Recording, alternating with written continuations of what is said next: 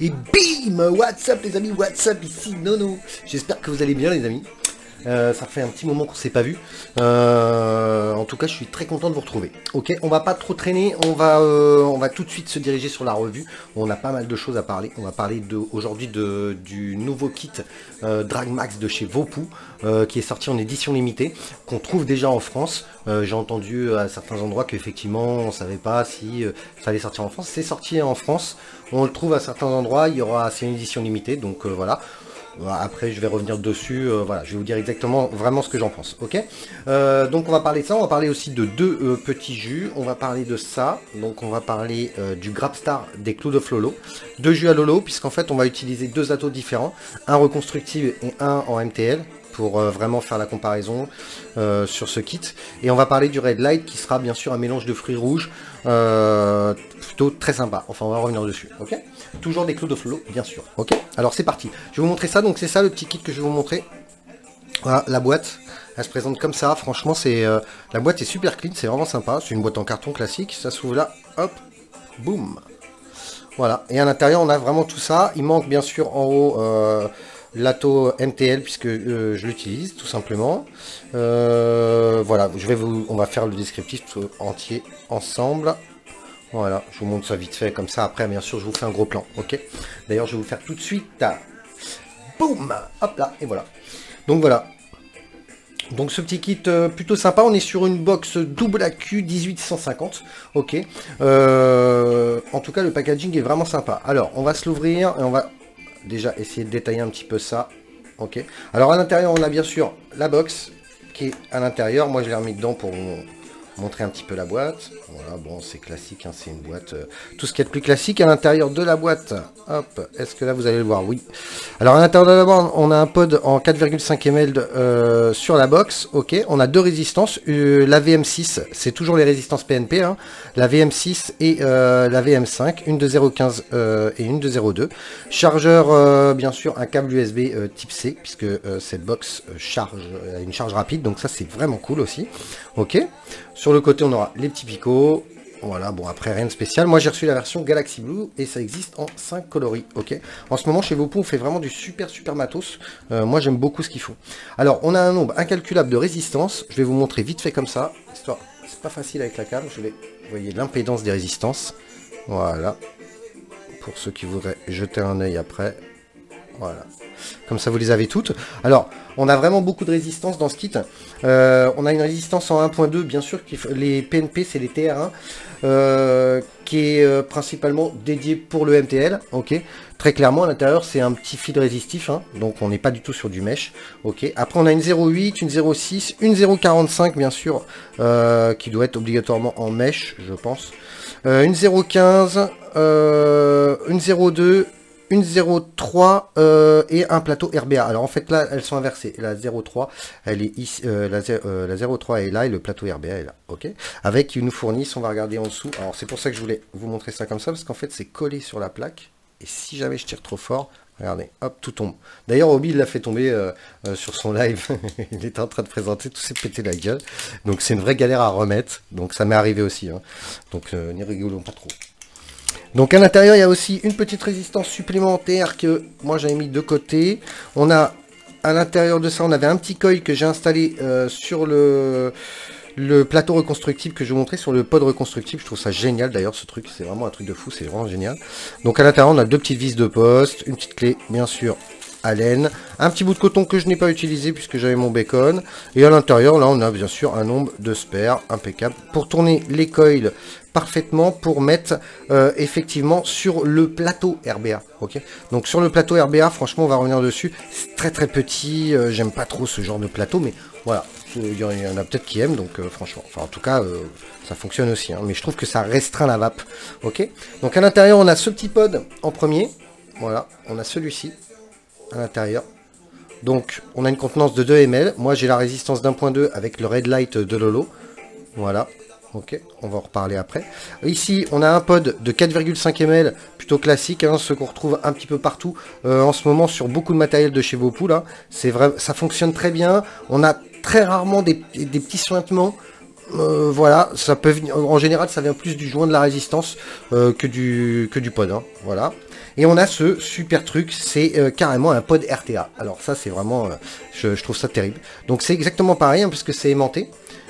Voilà. Et quand on ouvre à l'intérieur, on a juste à dévisser, on tient le pod, on dévisse, et là on a notre plateau. Ça c'est vraiment un truc, je trouve ça génial. Voilà. Je pense pas que je vous ai fait une mise au point en gros plan, donc, mais là vous voyez très bien. Moi voilà, j'ai mis le coil fourni. Voilà. Un petit bout de bacon et ça tourne. Et dedans, on va goûter le Grabstar de Lolo. Hop. Je pense qu'on est bon, donc je vais mettre tout ça de côté pour la petite boîte. Et puis on va revenir sur la box. Ok, c'est un petit peu le sujet de la revue. J'avais pris quelques notes pour être sûr de rien oublier. Donc voilà. Voilà, packaging, bon voilà, hein, toujours très classe. Hop, très simple. À l'intérieur, ça, on a déjà fait le tour. Ok, on va vous l'ouvrir. C'est parti. Moi, je la trouve super belle en bleu. Ça tombe très bien. Pour une fois, je reçois une box au coloris que j'apprécie beaucoup. Ok, hop là. À l'intérieur, je ne vais pas vous détailler. On a le câble USB et tout ce que je vous ai détaillé qui était marqué à l'arrière de la boîte. Donc, il n'y a pas grand-chose à dire de plus. Ok, voilà. Alors, voilà pour la box. Prise en main plutôt cool. Franchement, c'est une box double accu qui est pas si lourde que ça. Même avec les accus à l'intérieur, franchement, c'est une box qui est pas si lourde que ça. On a un pod supplémentaire toujours à 4,5 ml. Ça, c'est toujours bon à prendre parce que si vous voulez vaper deux jus différents, c'est cool d'avoir le système de pod comme ça. Donc, bien sûr, à utiliser principalement avec ça puisque pour le coup, à part si il y a un adaptateur qui vient dessus pour mettre un RTA classique, là, c'est aimanté et du coup, l'airflow est sur la box. Moi, je trouve ça super. Voilà, quand on le bouge, c'est vraiment, c'est fluide, on a une retenue, c'est vraiment propre, on sent le matériel de qualité, c'est vraiment agréable. Ok, voilà. Donc sur le côté, pas grand chose. Ici, on a un petit cuir ou simili-cuir. Je pense que c'est du cuir, ou simili-cuir peut-être. Ouais. Très propre, c'est très propre, c'est très qualitatif de partout. Franchement, on retrouve vraiment le design qu'on retrouve sur tout le matériel de Vopu. Qu'ils ont sorti ces derniers mois. Ok, à savoir qu'au niveau des couleurs, c'est les mêmes couleurs que vous retrouvez sur aussi leurs matériels qui sont sortis les derniers mois. Ok, que je ne vais pas vous énumérer, c'est pas le sujet de la revue. Donc voilà. Donc on a un chargeur USB-C ici. Voilà, USB type C, ça fonctionne très bien. L'avantage de l'USB-C, on le répétera jamais assez, c'est qu'effectivement, déjà on a une charge rapide et en plus, on peut pas se tromper quand on met le câble. On risque pas d'abîmer le port, donc ça c'est plutôt bien. Ok. La box, alors le kit entier doit valoir aux alentours de 65-70 euros, 60, je crois que je l'ai vu à 68,90 dans ces eaux-là en France. Voilà, il y en a sûrement très peu, donc voilà, pour ceux que ça pourrait intéresser. Mais je vais vous expliquer pour moi vers qui ce kit en lui-même, le kit, hein, pas spécialement la box, mais le kit vraiment se dirige, pour qui c'est. Donc à l'intérieur, le berceau classique, j'aime pas trop ce genre de truc, ce genre de capot. En général, après, ça risque de sauter. Pour l'instant, j'ai pas de mauvais retour. J'en ai pas entendu parler, donc c'est cool. La polarité est ici, donc c'est très simple. Hein. Le moins, il viendra obligatoirement là. On va lui mettre tout de suite des accus et le plus ici. C'est très simple. On a une retenue, c'est pour ça que je vous dis que je pense pas que ça va sauter avec le temps. On verra. Ok, au cas où, bien entendu, je vous ferai un petit retour là-dessus. Hein. Voilà, il est hors de question que ça passe à la trappe, quoi. Donc voilà, alors voilà, l'écran très propre. Alors on a deux possibilités, il y a deux... Alors le chipset à l'intérieur, c'est le chipset, toujours le chipset Jenny, mais il me semble que on a une petite évolution sur ce chipset. Que d'ailleurs j'aurais dû me pencher un petit peu dessus. J'ai pas trop regardé, mais effectivement il y a une petite évolution. C'est toujours, bon, de toute façon, le chipset gêné. Ok, la box ira jusqu'à 177 watts maximum, mais uniquement avec le plateau RBA, les amis. Ok, il n'y a que quand elle est en mode RBA qu'elle ira jusqu'à cette puissance. Ok, donc là d'ailleurs je suis en mode RBA. Ok, il suffit d'appuyer 3 fois pour changer. 1, 2, 3, hop, et là on passe en mode smart. Ok, il y a un petit S qui se met là. Je vais essayer de vous faire une petite mise au point propre. Bougez pas. Tac, c'est pas celle-là, c'est là. On va essayer de faire, voilà, un petit peu plus propre en gros plan. Voilà.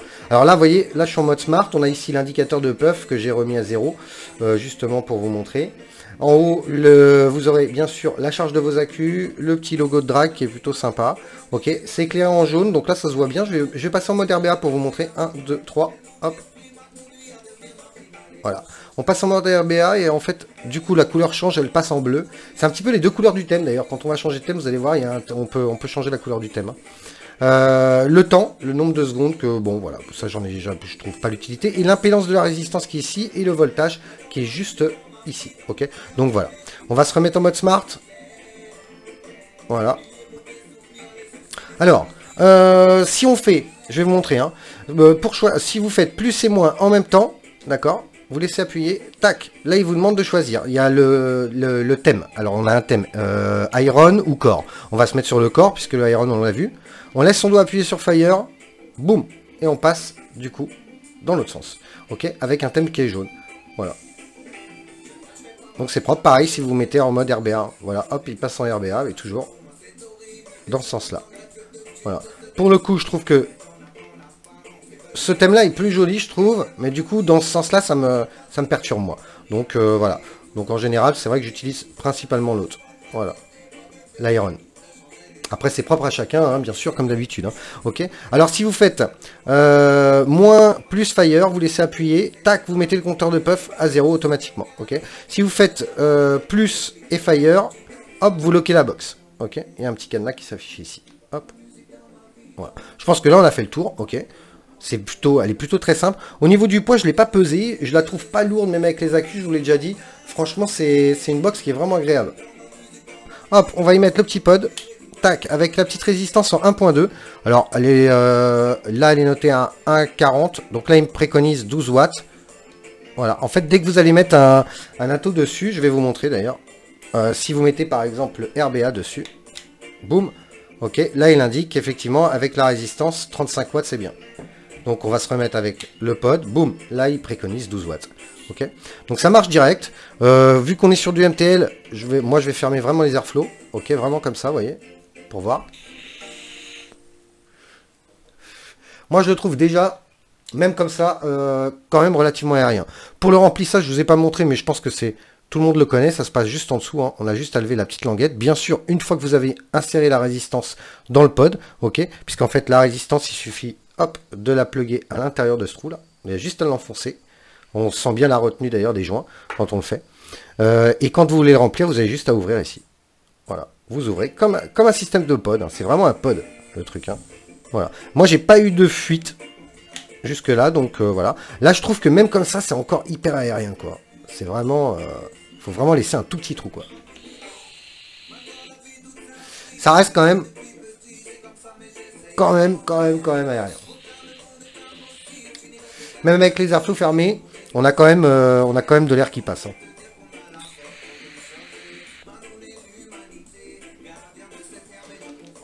Je vais me caler à 15. Je pense que pour moi, c'est mieux. Alors... Concernant la résistance, 1.2, je trouve qu'avec cette résistance, on a moins de saveur, bien sûr, qu'avec les autres. On est quand même sur un tirage MTL. Voilà. Maintenant, je trouve que les résistances en elles-mêmes ont plutôt des bonnes saveurs. Celle-ci, en l'occurrence, un petit peu moins que les autres, puisqu'on est vraiment sur un petit coil tout fin. Donc voilà. Mais pour les fruités, ça passe très très bien. Du coup, la vape n'est pas chaude, c'est plutôt agréable. Ok. Petit défaut pour moi, c'est un petit défaut. Quand on ferme complètement les airflows, vous voyez, j'ai complètement fermé mes airflows, regardez. Et ben regardez, j'arrive quand même à tirer. Je pourrais limite faire une vape presque directe, très restrictive. C'est ce que j'ai fait là. Donc vous voyez. Pour ceux qui aiment le MTL plutôt aérien, franchement c'est cool. En tout cas c'est cool d'avoir un pod avec un embout comme ça, avec un drip tip comme ça, qui est vraiment agréable en bouche. Et on a vraiment cette sensation du MTL. Ok les amis. Ensuite, on va se mettre ce petit RBA. Boum. Donc je vais passer en mode RBA. Tac, je suis passé en mode RBA. Ok. Donc, en mode RBA, 35 watts. Donc là, j'avais pas rempli le tank exprès pour vous montrer l'intérieur, que je vous ai montré tout à l'heure. Alors, c'est vrai que pour ouvrir, si vous voulez vraiment ouvrir et travailler, il va falloir l'enlever. Hein. Il faut l'enlever de la box parce que sinon, bah, toute la base, elle tourne vu que c'est qu'un aimant. Voilà, je voulais vous le montrer en plus gros. Voilà. Ok. Très très simple à monter. Hein. Vraiment, on a deux petits postes. Le coil, il se met très facilement à l'intérieur. Voilà, faites attention avec la clé fournie, la petite clé Allen. Moi, je vous conseille de prendre une autre clé, un petit tournevis avec un embout adapté. Je trouve que c'est mieux. Voilà. En tout cas, c'est très propre. Voilà. Ça fonctionne très très bien. On a juste à passer le coton à l'intérieur et dans les rigoles. Ça match tout de suite. Hein. Ensuite, vous fermez. Hop. Et puis là, on va le remplir avec le Grabstar de mon Lolo. Alors. Donc là, évidemment, faut pas être comme Nono, faut des ongles. Hein. Si vous n'avez pas d'ongles, c'est un peu le bordel. Voilà. Donc le Grabstar de Lolo. Boum, il est là, c'est sorti. Il me semble la semaine dernière, ça. Hein. Grabstar de Lolo. Franchement. Voilà, donc on est dans la série des Custard Collection de Lolo. Des Custard agrémentés, voilà, il y avait la mienne là-dedans. La Custard agrémentée de Mirabelle et bien sûr du Secret du Maître.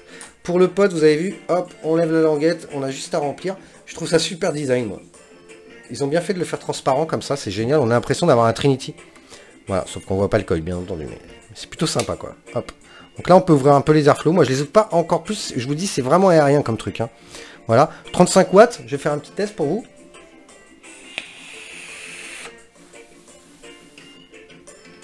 Alors, 35 watts, j'ai une résistance à 0,33. Quand j'appuie, j'en vois 3,30 à peu près. Franchement, c'est pas assez pour moi. Un petit 45, ça, je pense que ça va être mieux déjà.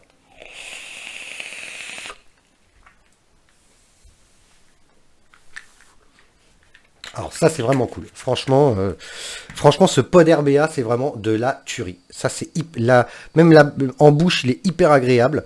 On a des saveurs qui sont vraiment présentes. Elles sont là. Hein.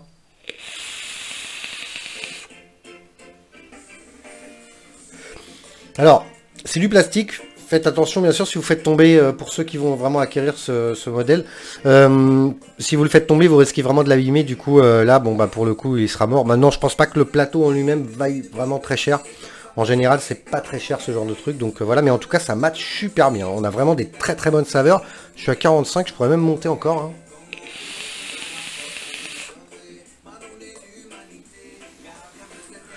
Ouais, franchement ça marche super bien. L'avantage, alors... On va revenir sur le kit en une édition limitée. Ok, on va se retrouver peut-être sur ma tronche, c'est mieux. Hop. Il est là le nom. Alors, franchement, qu'est-ce qu'on pourrait dire? Sur le kit en lui-même, franchement, il n'y a rien à dire. C'est hyper qualitatif, c'est très propre, ça fonctionne très très bien. La gestion des accus est vraiment cool sur cette machine. Le fait dans l'édition limitée d'avoir tous les pods et toutes les résistances, ça permet de pouvoir tester. Alors pour ceux qui veulent tester vraiment les résistances en elles-mêmes, hein, ça vaut le coup. Maintenant, avoir le prix... je veux dire, la personne qui va pas utiliser le MTL n'a aucune utilité de prendre le kit, quoi. Hein. Voilà. Bon. Si on veut vraiment le kit, sachant que, à mon avis, la box seule va être fournie avec le pod en 4,5 ml, de toute façon.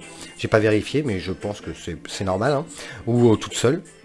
Du coup, il n'y aurait que le côté RBA à acheter pour ceux qui le veuillent, ou le côté MTL. Donc, c'est peut-être plus économique comme ça, hein, à voir. En tout cas, même le kit en édition limitée est pas très cher, 68,90, c'est pas très cher. Ça permet de tester toutes les résistances, de voir celles qu'on préfère, et du coup, bah après, on peut acheter celles qu'on veut. Et en plus, on a le plateau RBA qui est vraiment, vraiment, vraiment très cool. Donc, ce kit, pour moi, pour quelqu'un qui va déjà depuis un moment, a pas grand intérêt d'acheter le kit en édition limitée. Voilà, moi je suis très content de l'avoir reçu parce que je trouve le packaging vraiment sympa et tout, donc c'est très sympa. Et en tout cas, je kiffe vraiment la box. Au niveau qualité, franchement, c'est très très propre. Voilà, très très très bon travail de chez Vopou. Petite erreur, je pense, effectivement l'airflow. L'airflow, on a quand même un petit souci, puisque effectivement, même fermé, on arrive, il y a quand même de l'air qui passe, et on n'est toujours pas en MTL. Okay. Donc voilà, par contre, pour le plateau RBA, si vous l'ouvrez en grand, franchement, c'est hyper aérien. Hein.